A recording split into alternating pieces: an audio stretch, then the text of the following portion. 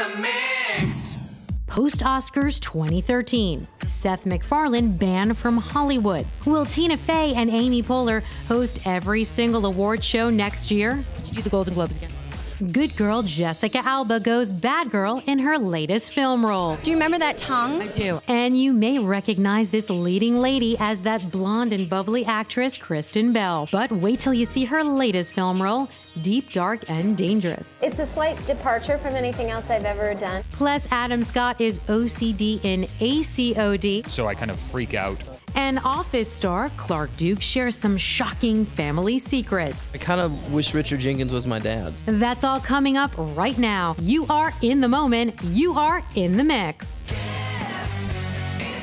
In the Mix with Chris Rock. I'm Alec Baldwin. I'm here with the gorgeous Tina. I'm Larry King, and you're watching In the Mix. I'm Kelly Ripa, and you're watching In the Mix. I'm Matt Lauer, and you're watching In the Mix. I'm Kathy Lee. And I'm Hoda. And you're watching In the Mix. I'm Bethany Frankel, and you're watching In the Mix. In the mix.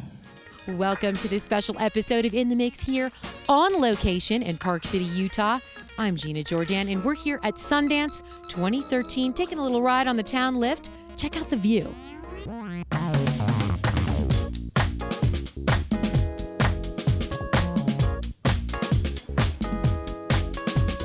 we are, Sundance 2013, Rock and Riley's, and I am sitting here with the gorgeous, beautiful, and a few months pregnant, if I may. Absolutely.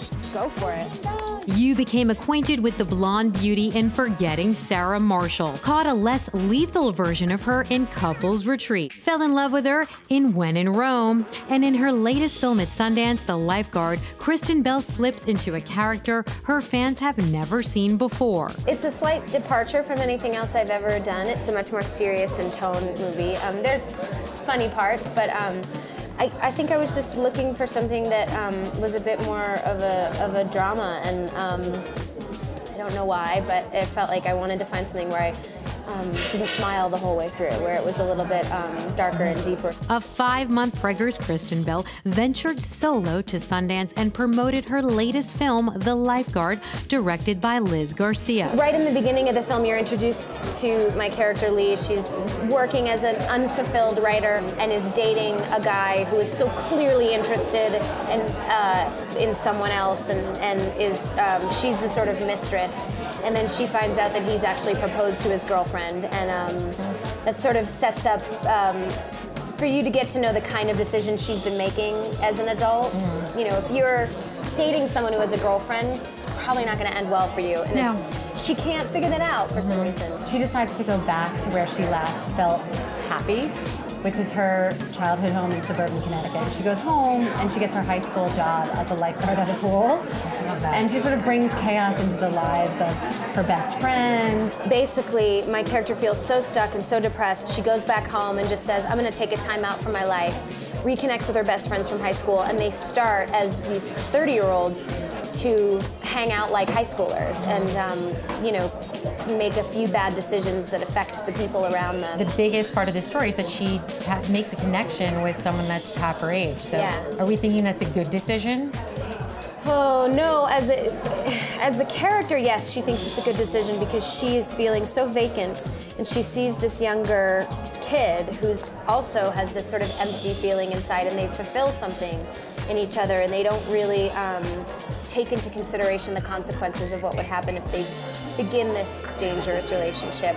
They're about a decade apart, right? They're about a decade apart, but and he's under 18. The main character in Lifeguard is going through a major life transition, similar to Belle's real life, where she's experiencing a significant change. The actress is gearing up for motherhood, her first child with partner Dax Shepard. I can definitely relate on a much smaller scale. I mean, I never felt as stuck as my character Lee did, but I find this concept so interesting of when your adolescence stops and when your adulthood begins. All the lines are sort of blurred, so when are you supposed to make that decision, and then once you do, is everything supposed to be fixed? Like, because adults seem like they know what they're doing and they have their lives together, and when do you get that feeling? And my character Lee is having a real hard time and struggling with that her life hasn't really turned out how she thought, and so she decides to create the circumstances when she was most happy. So she moves back home and gets her high school job because she was valedictorian and had all this stuff ahead of her, and sort of lives like a high schooler for a bit. She reconnects with a few best friends. One of them is Martin Starr, right? Who's really funny. The best. He's the best. Hysterical. With his beard, looking like a cult leader. Yeah. Amazing.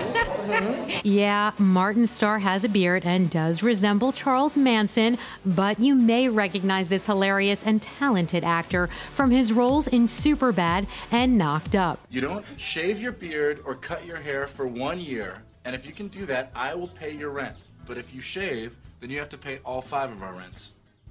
Thanks for the free money, bitch. Starr, which is his real last name, plays Kristen's best friend in The Lifeguard. It's like a second coming-of-age story for a woman who's 29, who's taking a step back from How does that feel for you, Martin?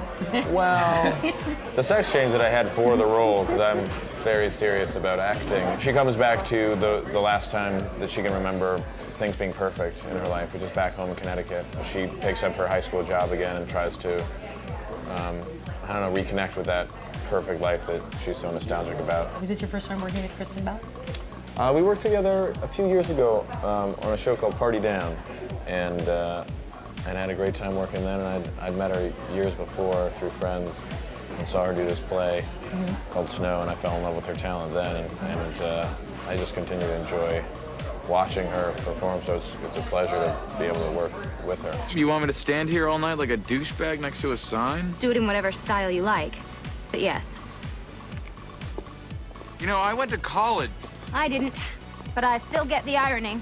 As an actor, do you enjoy doing more dramatic roles? It's all the same. I mean, it all comes from a real place. That's what makes anything genuine. That's why people can connect with it, to either laugh or to feel anything. So. In The Lifeguard, Bell's character pulls a Demi Moore and connects with several much younger men, one of them played by Alex Schaefer, who you may know from his role in Win-Win alongside Paul Giamatti. You play a character that, we're not going to say what happens with the character, but that it's a heavy role, right? Emotionally? Yeah, it is. Not to put a damper on this interview, but yeah, it's a really heavy role. He's a very dark and intense character.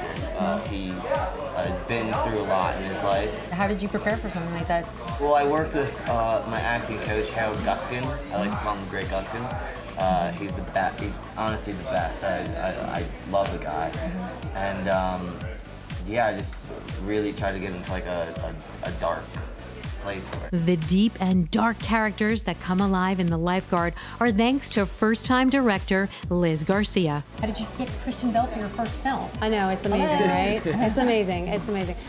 You know, we're with the same agents, so we went to them and we're like, can we please send this to Kristen Bell? And we were lucky, they sort of opened the golden gates and sent it to her, and I think she is not only a great person, but she's also a really smart person, and she saw, I think the essential truth was is that she's so right for this role.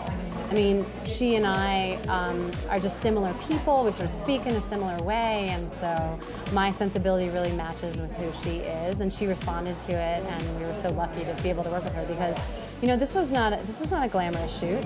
So if we had had an actress who wasn't willing at every moment to work so hard, to not get enough sleep, to not have a trailer, we wouldn't have been able to finish. But Kristen is so disciplined, so down to earth, she's awesome. You knew Liz in the world of the business prior to? Not personally. I had just read a script that she had written, and I was very impressed with her voice as a writer. Wow, that's fantastic. And then this got presented to you, and you enjoyed the script, and it was something you wanted to take on. I loved it. Yeah, I was actually sort of surprised and flattered that she would have seen me in the role, because I think it's not typical of how maybe I'm perceived, because there's nothing about the role that's bubbly or snarky or cute or anything. It's a girl who's kind of depressed and stuck and really making a lot of bad decisions, and I was sort of eager to sink my teeth into that. Still to come, ITM has more hijinks with the cast of The Lifeguard. Take your pants off, she said. Good girl Jessica Alba goes bad girl in her latest film role. Do you remember that tongue? I do. ITM's got the scoop. What award show will Amy Poehler be hosting next season? Did you do the Golden Globes again?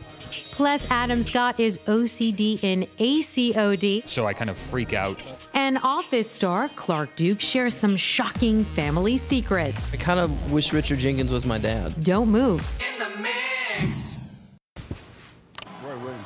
When you've got an LG TV and soundbar, you've got everything you need to do March right.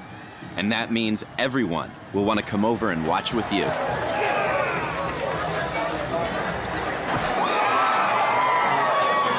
Nice party. Hey, aren't you supposed to be on? I got till halftime. Visit lg.com/NCAA or participating retailers today for great deals.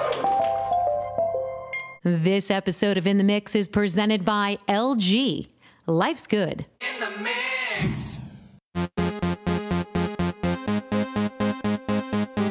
Welcome back to this episode of In the Mix here, Park City, Utah, Sundance 2013. We're on Main Street celebrating with the cast of The Lifeguard, starring Kristen Bell. Oh, I'm so happy with the film. I'm so proud. The Lifeguard director Liz Garcia got a little emotional when crediting her ability to write, direct, and complete her first film thanks to the support of her hubby, actor Josh Hardo, who's co-starred in The Dark Knight, Iron Man, and of course, his wife's first film. It's so amazing to see your partner doing exactly what they are supposed to be doing. You know, I mean, this is sort of the best version of her. You know, so it's a very Well, that's how I feel about him acting so. too. It's wonderful to watch people do what they're so brilliant at. I love it how it's usually the director guy with his wife. Right. Yeah. Exactly. So now it's Liz with Josh, her husband. He plays a husband too. So did you actually? Did you think of Josh in this role initially, or? Yeah, I had the idea of John, of this character who's sort of the voice of reason, and he's the adult, and he's the one who's like wearing Dockers and has a fancy watch while the rest of them are acting like maniacs, and he's like excited he has a mortgage, and then of course I thought of my husband because he's really great. Anyone who's seen The Dark Knight knows he's a lovable villain. So then I wrote the role for him. When you were writing the role, did you tell him?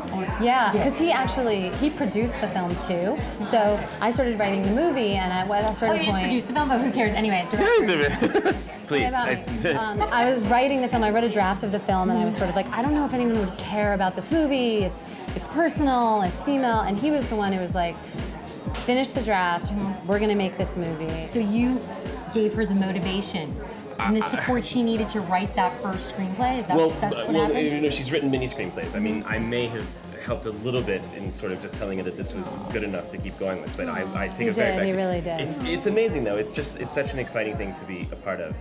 With, you know, and this is such a special year for this to happen because, you know, half of the directors in the dramatic competition are women this year, and so it's very exciting for me to just sort of play a support role. I love the idea that in our sort of relationship that the man can be the sort of support role and the woman can be the person who is sort of getting the attention that she should get as the director. It's so like generally flipped that way. Yeah, absolutely. So it's nice to see that you can be manly and let a woman sort of do her thing, and you're being supportive, and she can do the same for you. But what's so amazing is it really is the sort of most manly thing you could do. It's amazing to be a producer for your wife's film, but it's so true because, you know, what you're really doing is sort of protecting and supporting her kind of every day and fighting battles for her and making sure that what she wants is accomplished on the screen. Right. And so, you know, so fantastic. So yes, at Sundance this year, thankfully 2013, there's the same amount of women directors as there are men directors. Yeah, it's awesome. Finally, which is really fantastic. It sounds ridiculous. 2013, I know, it's finally. so ridiculous, right? It's such a ridiculous thing that we're even talking about it. So when you were on set, were there moments that, as a female director,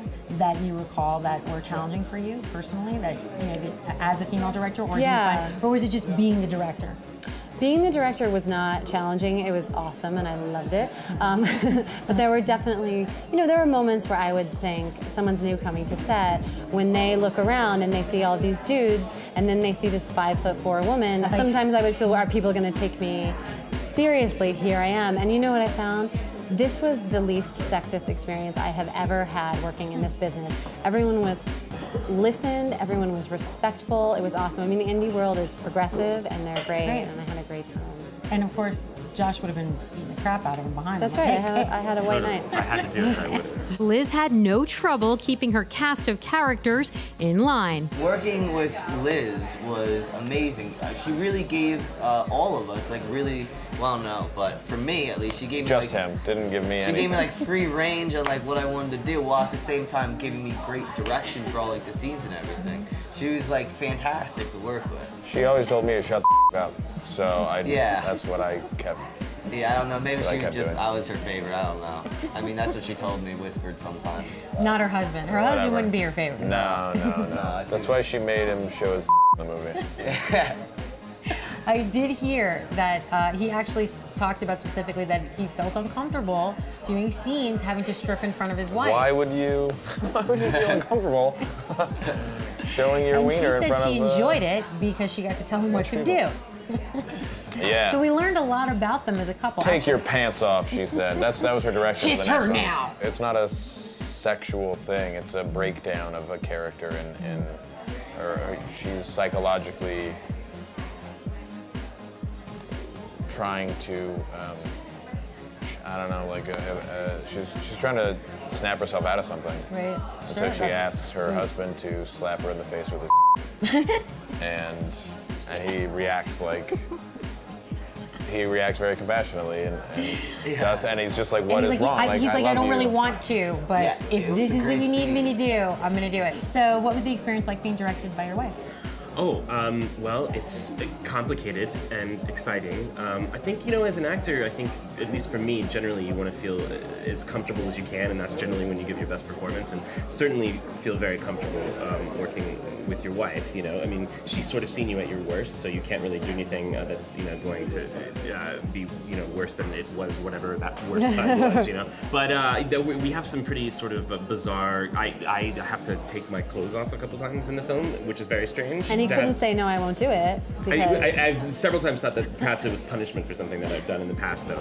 But maybe it was. It's slightly bizarre to have your wife directing you to take your clothes off in front of another woman. So that was a little strange, I think. Oh, I totally agree. That could write a book about it. She seemed fine with it, whereas I was completely terrified. But that's another sort of... she's directing you. So. Right, exactly. Yeah, right. Right, that's true. She's totally in charge, right? So, yeah. No, but it was lovely and complicated. Wonderful, though. Fantastic. Did you fall in love all over again? With her? Yes, absolutely. Yeah. No, totally. I mean... Yes. For the first time ever, there were the same amount of female directors with films as Sundance as there were male directors. Unfortunately, the statistics for women in front of the camera aren't as equal or forgiving. In real life and in Hollywood life, what it means to change and go through this metamorphosis must be challenging. It has to be. It is, but I don't find it any, I'm humbled by the fact that I am not the first woman to give birth on the planet. You're not? No. Can you believe it? Really?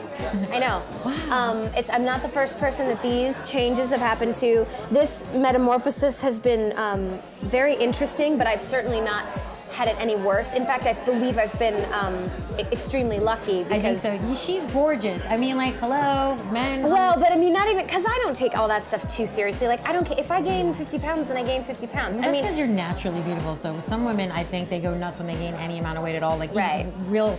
Women not in front of the camera, women in front of the camera as well. Right. But I can see that you are the kind of person, just from your energy, like it isn't that big of a deal to you. Well, you're all, I mean, every woman battles different insecurities, but like I consider the health of like what my doctor says, like you should probably gain under 35 pounds or whatever she had told me. Like that's a serious consideration. But beyond that, I mean, I want to keep active because I think that, makes you have a better pregnancy and a better labor from what I've read. But truthfully, I don't know. I'm in a lucky position that I have a job where I can continue to do it and they can take it out in post. And not a lot of women do that. I mean, not a lot of women have that luxury. They still have to go to the office and they're, they might feel fatigued. And I know getting maternity leave is, is kind of a big deal. So I have so much compassion for women that want to be career-driven but also have a family. The father of this child, you know who he is, right? Honestly, I'm 99% sure. She's kind of sure that it could be Dak Shepard. I'm 99% sure, and I'm hoping. I'm hoping it's him, because I don't want to have to... Did you guys meet on the set of When in Rome? No, we had actually met, I guess 6 or 8 months prior at just a mutual birthday dinner for a friend. Got it. And then we're both cast in the same movie, just luckily. I love that. Yeah. I love that. Very cute. You guys make a beautiful couple. Thanks. And he's your, right now, your He's my baby baby's daddy. Your baby daddy. He is. When do you actually do? Not till end of spring. Okay. So I've got a hot minute. You don't know the sex of the child? No, we do. You do? Yeah, well, we're just keeping it Right, secret. of course. Belle admits her pregnancy has been going smooth thanks to helpful tips and advice from her close friends. Are you gonna like pre-decorate anything or buy and prep or you don't believe in that? No, it's not that I don't believe in it. I just don't really know what I'm doing. I'm currently compiling advice from all of my friends who are mothers. Right. And then, just keeping a list in my phone. Now, don't expect to see Belle and Shepard tie the knot anytime soon. In terms of you and Dax getting married, you have said before, and that was the quote, which I loved, which I thought was great, that you haven't chosen to get married yet, or that you wouldn't get married. And are you still holding true to that? Oh yeah, absolutely. Yeah. Well, it's a couple things. It's that I very much believe in equal rights. I think that I would like to be on the right side of history. I have a lot of homosexual friends. I feel like kind of an ass celebrating a right that I get and they don't, and I believe in standing up for that. Do you regret saying it now that you're actually pregnant? No, not at all. No, not at all. I don't feel that Dax loves me more because there's a piece of paper filed in some Beverly Hills office that says we're legally married. I don't feel like that solidifies our love. I feel like we act as though we're happily married. That's more than enough for me, and I would rather stand up for my beliefs and hold out for gay marriage to be legal. I love that about you. And Dax is really a woman, so it's going to have to be legal if we're going to do it. Potentially June 2013.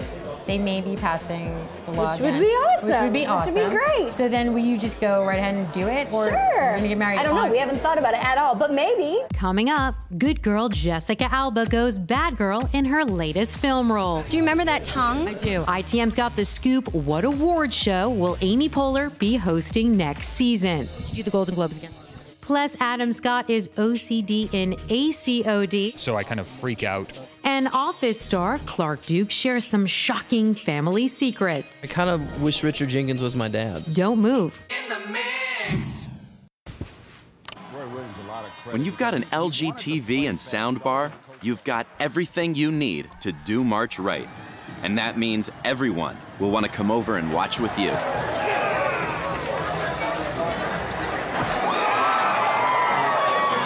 Nice party.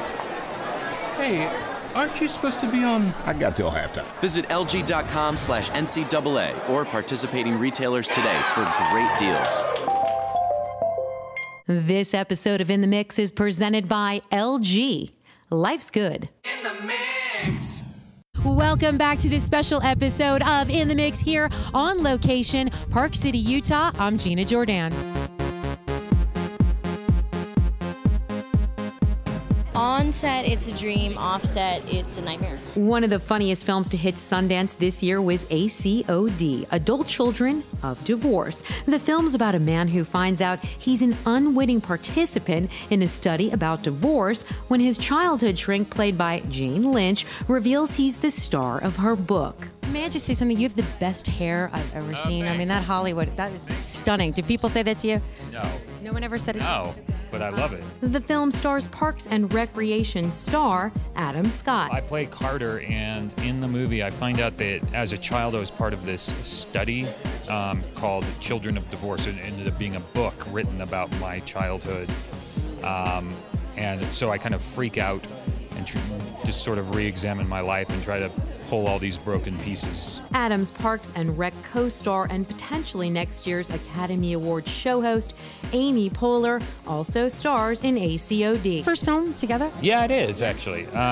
This is one of my favorite people in the world. She's the best. And so it was just nice, because we had just finished shooting the show, and so we got to hang out more and do this and didn't have to take a break from each other, which she's my favorite, so it's great. I would read the phone book with Adam. I love him, and I think he's the same about you. A tremendous actor, and everything he does is great. So anytime I get a chance to work with him. The Parks and Rec married comedy couple have slightly different roles with each other in A.C.O.D. What's it like to go from Adam's girlfriend on Parks and Recreation to his stepmother?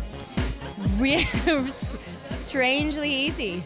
And we had to not really like each other, And that was also easy too. It was fun to get to yell at each other. Attention Miss Poehler fans, Amy has 2 upcoming films on the horizon.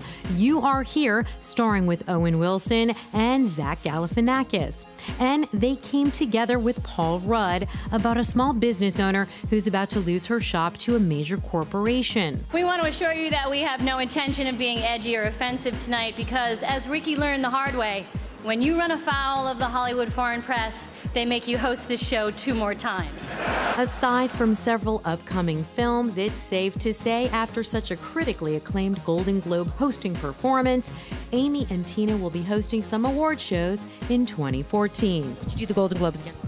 I don't know. I mean, we're just happy that it went well, and we're like, pleased that we got to do it. So it was really fun. You got rave reviews. Everybody loved it. Okay. Seriously, thank you. I don't read any of them, so good. The Office star Clark Duke plays Adam's brother. I play Trey. I'm getting married, and I want our parents to be at the wedding, so I try to get my brother to get them back together because they've been divorced my whole life. Now, apparently this cast plays favorites. Adam and Amy are clearly besties, and for Duke, it was actor Richard Jenkins who played his father. Did you have any scenes with Amy Poehler or the gorgeous Miss Alba over here? I had no scenes with Jessica, but I had with everybody else.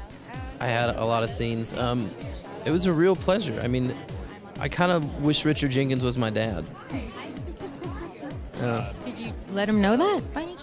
I'll tell him if he's here. You may also recognize Duke from his laugh-out-loud role in Hot Tub Time Machine. He'll also be featured in Kick-Ass 2, starring with Chloe Grace Moretz, Jim Carrey, and Aaron Taylor Johnson.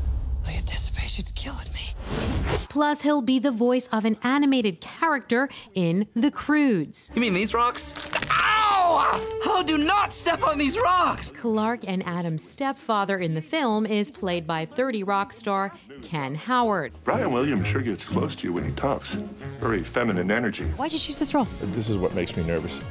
It read like a dream. It was really fun to make. And the whole cast was really terrific and fun to work with. It's like the kiss of death, usually. You worry the product's not going to work. No. But it really sure felt good, and it really did read wonderfully. Very funny.